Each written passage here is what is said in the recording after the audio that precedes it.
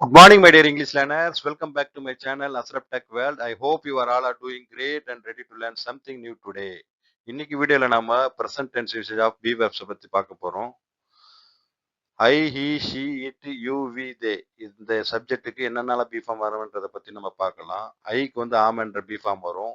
ஈ, she, இட்டுக்கு வந்து is என்ற B form வரும். யூ, வி, தேக்கு வந்து ஆர் என்ற பி ஃபார்ம் யூஸ் ஆகும்.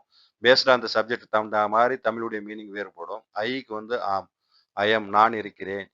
he is அவன் இருக்கிறான். she is அவள் இருக்கிறாள். it is அது இருக்கிறது.